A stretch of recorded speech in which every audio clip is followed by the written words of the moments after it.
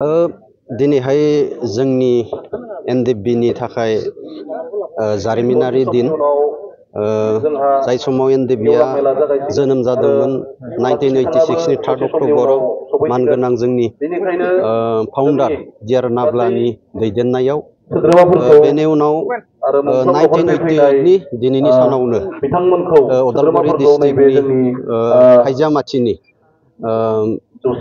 बि बांबुरगोरा सार बिथाङा दिनैनि दिनावनो गिबि मुंख्लं जादोंमोन।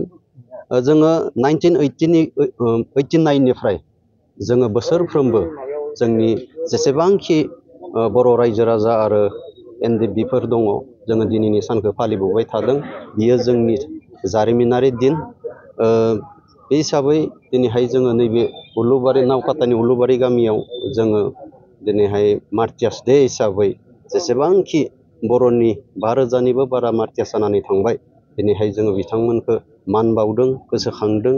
लोगोसे जोंनि गासै बर' रायजो राजाफोरखौ आं दिनैहाय खावलायहरगोन दिनैनि जायफोरानोखि एनडिएफबिनि मुङाव मार्टियार्स जालांबाय, जायफोरानोखि न'आव थानानै माने आर्मि पुलिसजों बुग्लिजानानै मार्टियार्स जालांबाय, जेन गासै रायजो राजाफोरा दिनैनि सानखौ फालियो, गोसोखाङो।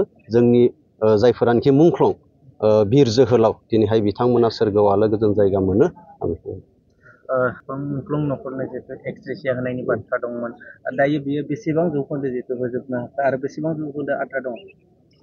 जोङो नैबे जा जोंहा दफा बायदियै 2020 नि जा 27 जानुवारि बेयावहाय जोङो दफा बायदियै जोंहा जायफोरानोखि मार्टियार्स मुंख्लं न'खर जोङो 5 लाख करि होनायनि जि जोंहा दफा मोनसे दङमोन, अलरेडि जोङो 70 खोन्दो जोङो होनो हाबाय। आरो जोंहा मा होनगोन नैबे मानगोनां प्रमद सारआ माने जेब्लाबो खामानि मावबाय थादों। लोगोसे जोंनि एक्स एनडिएफबि वेलफेयार एस'सिएशना माने जोंनि दैदेनगिरिफोरा माने जोंनि जा मुंख्लं न'खर बिथांमोना थाबैनो जा माने अनसुंथाइ जे 5 लाख जोङो माने लिरथुमनानै एकर्डआव लाबोदोंमोन बेखौ होफुंनो थाखाय नारा नाथा नाजागासिनो दङ।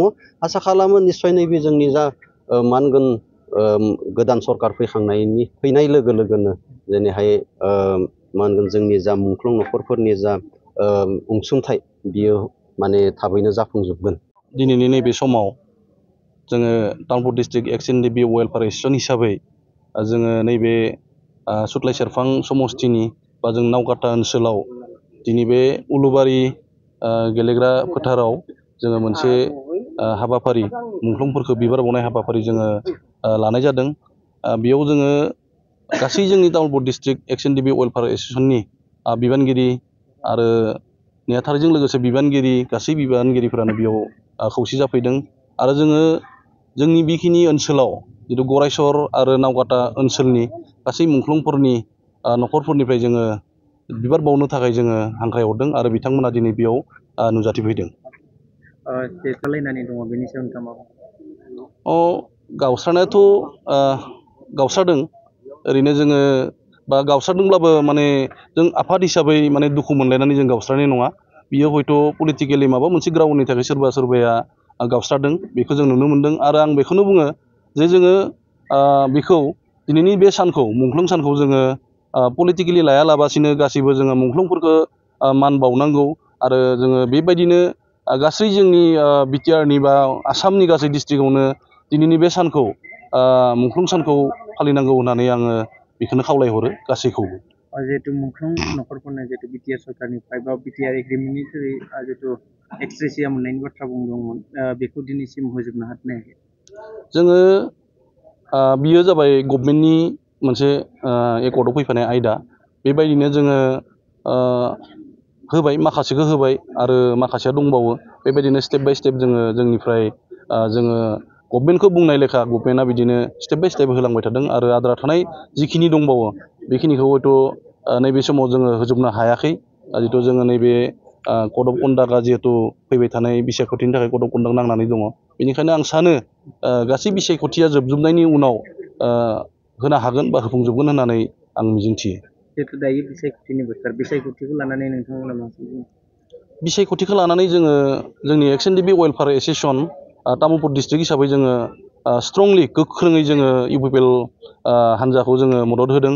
आरो जोङो गासै फिल्डआवबो जोंनि वर्कारफोरा जोङो तामुलपुर डिस्ट्रिक्ट हिसाबै जोंहा मोनबा समस्ति दङ बे मोनबा समस्तियाव जोङो गोख्रोङै जुजिदों आरो जोंनि बिजाथिफोरा देरहानांगौनि थाखाय जों खामानि मावगासिनो दङ जोङो रावबो गासिबो जों जिरायना थायाखै खायसे माखासे एनडिपि बिथांमोना बुंनो नागिरदों बिटिआर सरकारा जितु एनडिपिफोरनि थाखाय जेबो खामानि मावाखै होननानै मालाबा जितु खौरां ससियेल मिडियाफ्राव बुंनायखौ नुनो मोनो बेनि सायाव नोंथाङा मा बुङो?